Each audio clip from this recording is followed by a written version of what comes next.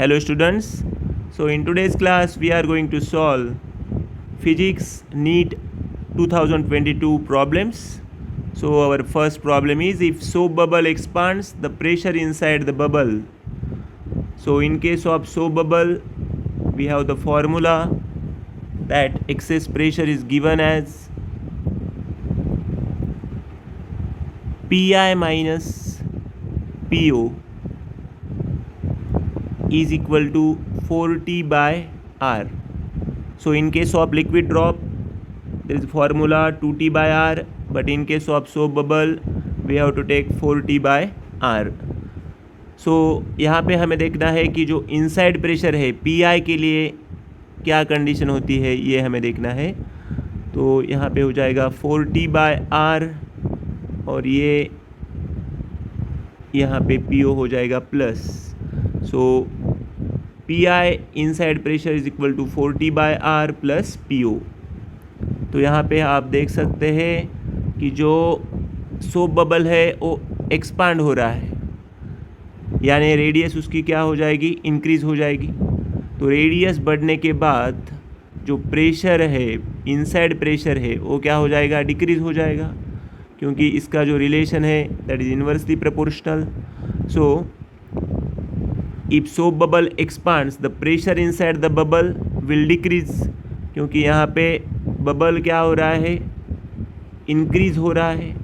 तो bubble increase होने के बाद जो रेडियस है वो इंक्रीज़ हो जाएगा और जो प्रेशर है वो क्या हो जाएगा, डिक्रीज़, क्योंकि यहाँ पे प्रेशर और रेडियस का रिलेशन इन्वर्सली प्रोपोर्शनल है. So the pressure inside the bubble will decrease. So our option number 1 will be the right answer. So let's see second. Plane angle and solid angle have. तो जो plane angle है और जो solid angle है, plane angle का unit है radian और solid angle का यूनिट है steradian. So both these are having units, but these are the dimensionless, means both are having no dimensions. तो प्लेन एंगल है और सॉलिड एंगल है, उनके यूनिट्स है लेकिन उनके डायमेंशंस नहीं है. तो इसलिए हम ऑप्शन नंबर जो 1 है उसे यहाँ पे राइट कह सकते हैं, क्योंकि both are having unit but they are not having dimensions. So units है but no dimensions. This will be the right answer. तो यहाँ पे आप देख सकते हैं कि ये डायमेंशन के बारे में क्वेश्चन था. So let's see next one. तो आज का ये हमारा थर्ड क्वेश्चन है और ये भी जो क्वेश्चन है नीट 2022 में पूछा है. So the energy that will be ideally radiated by 100 kilowatt transmitter in 1 hour. तो यहाँ पे किलोवाट में हमें पावर दिया है 100 किलोवाट एंड जो टाइम है वो दिया है 1 आवर. ओके, तो किलोवाट का हमें रूपांतर करना है वाट में.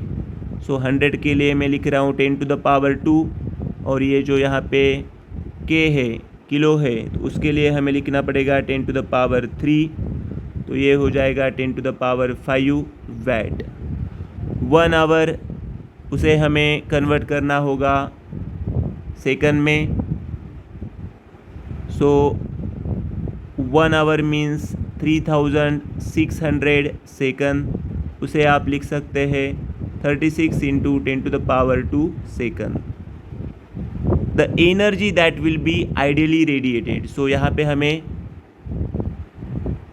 एनर्जी निकालनी है. Okay, so we know that the formula is power is equal to work by time. Work is the form of energy, इसलिए आप इसे लिख सकते हैं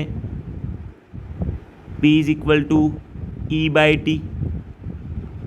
और हमें यहाँ पे एनर्जी फाइंड करनी है, इसलिए energy will equal to power into time.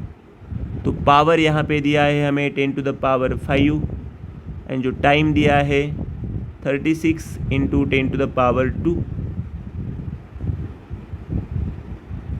तो यहाँ पे एनर्जी हो जाएंगी 36 into 10⁻7। So this will be our energy, it will be measured in the joule. Okay, so 36 into 10⁻7. So this will be our right answer. So option number 1 will be the correct answer, 36 into 10⁻7.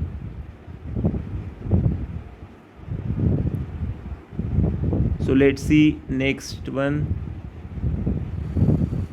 A body of mass 60 gram experience a gravitational force of 3.0 Newton.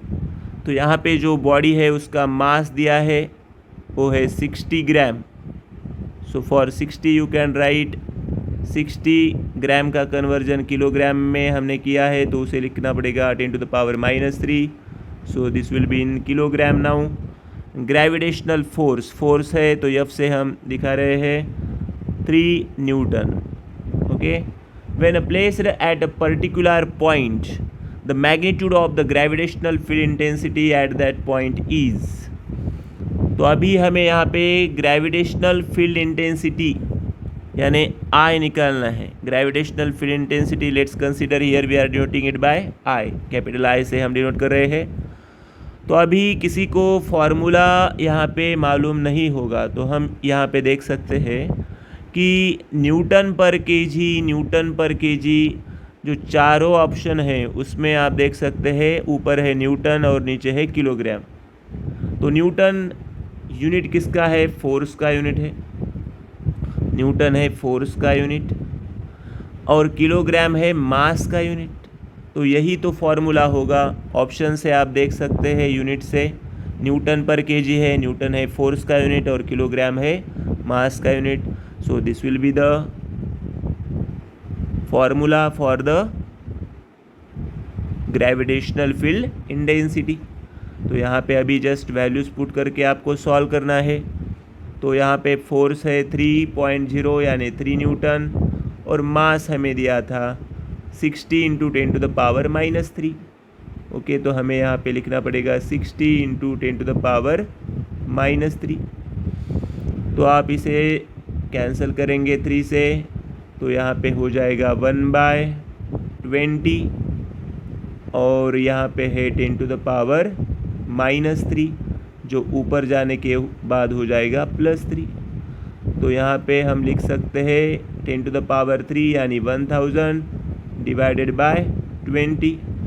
ये 0 0 cancel होने के बाद finally आपके पास जो intensity रहेगी 50 Newton पर KG, 50 Newton पर KG. So this will be our right answer, 50 Newton पर केजी। ओके, तो इस तरह से हमने आज कुछ जो नीट में पूछे गए जो प्रॉब्लम्स थे उसके बारे में आज डिस्कस किया है। So we will try to solve regularly such types of problems from NEET, JEE and CET level problems. So thank you for watching the video.